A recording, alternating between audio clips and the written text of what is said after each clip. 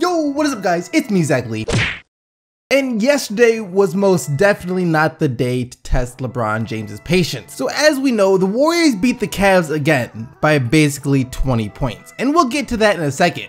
But during the game, you could just see it on LeBron's face. The man was not happy at all. I remember this one play when Richard Jefferson had the ball on the left wing. LeBron made a cut under the basket and was open for like a good second for an easy score. Jefferson didn't see him, and then LeBron almost slipped out. I mean, after that, no emotion whatsoever. Looked like he was trying his hardest not to snap on his teammates for just being flat out stupid. So when a reporter presented more stupidity in the post-game conference, LeBron had had enough and kinda had to let some of that frustration out.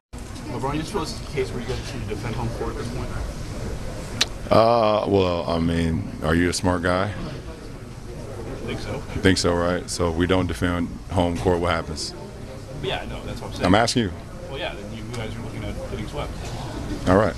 So that answers your question.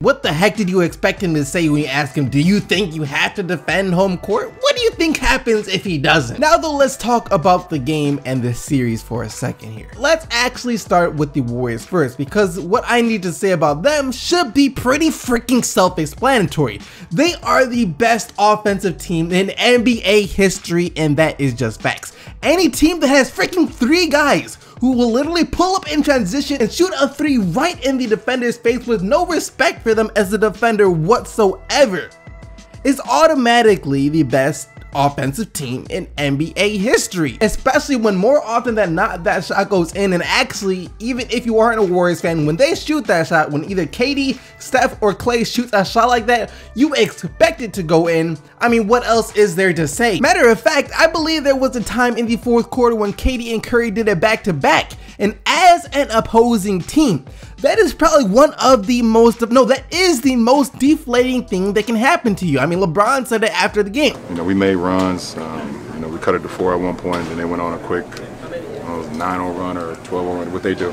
That's what Golden State do. If you make a mistake, like I said, we had a turnover. It came from me, and then we had a miscue, and the floods opened again. You're down double digits. You fight back, seemingly have all the momentum, and then bang, out of nowhere, you're back where you started. It is deflating. And don't even freaking get me started on Kevin Durant and how he's been playing, because I try to be unbiased, and I have said it many times that I do not dislike the Warriors, nor do I dislike Kevin Durant as a player. But seeing this finals made me feel some type of way, not about the Warriors, but about Kevin Durant, and actually in turn partially about the Warriors. Look, the man has been otherworldly these last 2 games. Offensively, defensively, he has been freaking incredible to watch. It's to the point where if the Warriors win and KD gets his first ring, you can't say that he was carried by the Warriors to get that ring, because right now in the NBA Finals, he has been the best player on their team. Don't get me wrong, Curry has been fantastic too. This has been his best Finals series by far.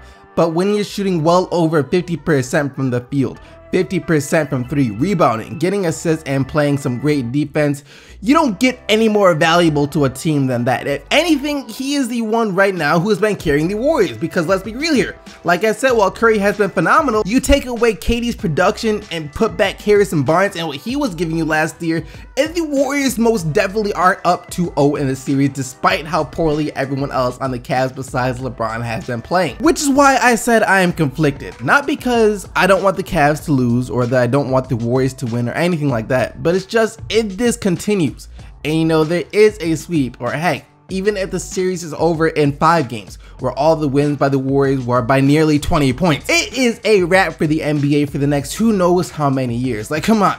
I can't think of a plausible situation in where, if the core of this Warriors team remains together, that any other team could possibly even try to stand up to them, and that is sad and scary. Even Warriors fans will have to admit that if the NBA Finals continue like this, and it remains this freaking one-sided, where to the only time the Cavs have the lead is in the opening minutes of the game, and next year, just because I still don't see anyone beating the Cavs in the East, if they remain together as well, and it's the Warriors and the Cavs in the finals again, it's like, what is the point? We already know what the outcome is going to be, and it's annoying that. And then seeing how dominant KD has been, where he has legit been playing the best basketball of his career right now, even better than his MVP season back in 2014, and seeing him smile and freaking celebrate like this, it kind of upsets me a bit because it's like, why?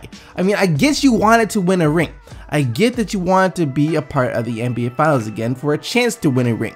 But with as talented as you are, where you know that if you had the right team around you that wasn't even the Warriors, you could easily lead a team to the NBA Finals and had a strong chance of winning a ring. I mean, you were up 3-1 against the Warriors last year when they were a 73-win team with a team that was consistently just you and Russell Westbrook. You didn't have much other help on that team, yet you were only one game away. You were one piece away from being able to be in the finals regardless, but you chose to go to the Warriors. I mean, this has been harped on time and time again, so I'm not gonna get into it. We all know what went down, we all know the monologue, but it's just right now, we are just now seeing the effect of what KD actually did. Up until the NBA Finals, it was fine. Like in the playoffs when they're sweeping teams, yeah, it was kind of boring to watch, but then so were the Cleveland Cavaliers for the most part. So we thought when we got to the finals, it would be a clash of these two super teams where it would be a really good series to watch, a really fun series to watch that will make up for the rest of the playoffs. But now it's been more or less of what the same as we've seen in the Western Conference, where the Warriors are just having their way and there's nothing the Cleveland Cavaliers can do about it, and it is depressing. And I know you can't completely judge a series after just 2 games. I've said it before that I don't think you can get a scope of how the series is going to play out until after Game 3, when both teams have played on their home court. I mean, if the Warriors come out and do this on Cleveland on Wednesday though, then we can forget about it. You won't even have to watch Game 4 to know what is going to happen, and that is what I'm afraid of, because as an NBA fan, of course I will still watch it, but it will be like watching a funeral, like RIP to any type of competition for the next few years, and that's just straight up. And that's the Warriors, man. I'm not gonna talk about that anymore. You know, KD has been godly. Curry has been pretty godly too. Klay finally woke up. So now for the Cavs and what they can do to make an actual series out of this, and the answer is pretty simple. The players gotta freaking play. Before the series started, there was a lot of talk about Tristan Thompson being the X factor, him being able to get the Cavs extra possessions and keep the Warriors off the glass, and that will be huge. All that great stuff. Well, tell me how. Stephen Curry, last game, he had a triple-double, phenomenal game, but in that game, he had more rebounds alone than Tristan Thompson has had in the first 2 games.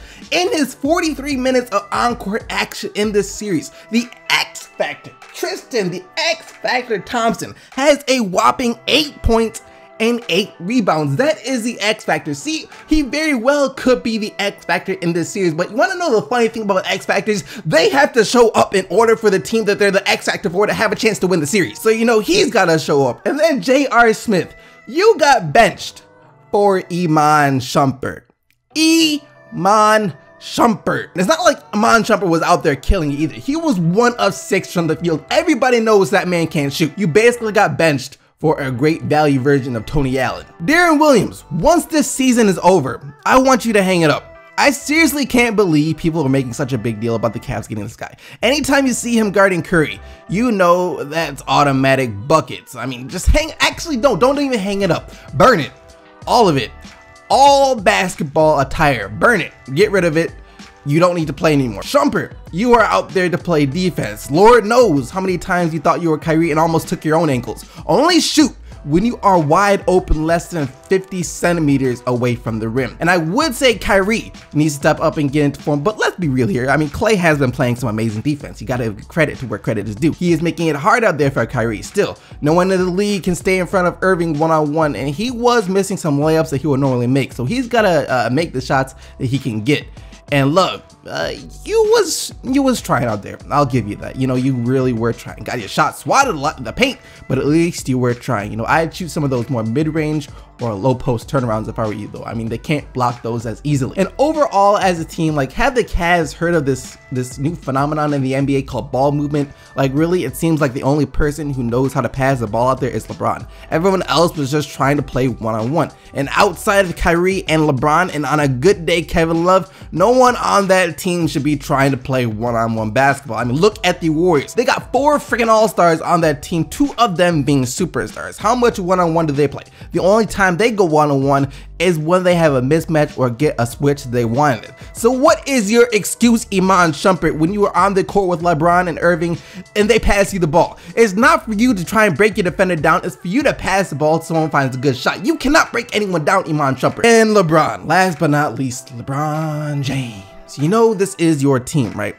And you actually are the coach the GM, the owner, trainer, ball boy, water boy, the fans. You are everything. I mean, this is your entire organization. Anyone you want gone is gone. It's just how it works. So you need to get on these guys about that, how they have been playing.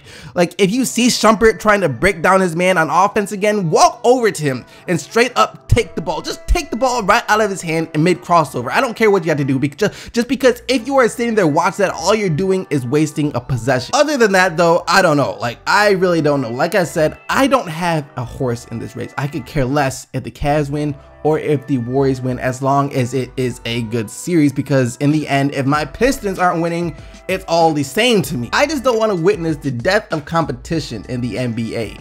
And if the Warriors win, but it's a good series where the Cavs can somehow start playing right, then the competition won't be completely dead, because we know at least there will be some competition in the NBA Finals. But if it continues like this, and the series is over in 4 or 5 games where the Warriors win by nearly 20 points every single game, what can be done to bring back competition for the next few years until these young up-and-coming teams come up? But that is going to lead us to the question of the day.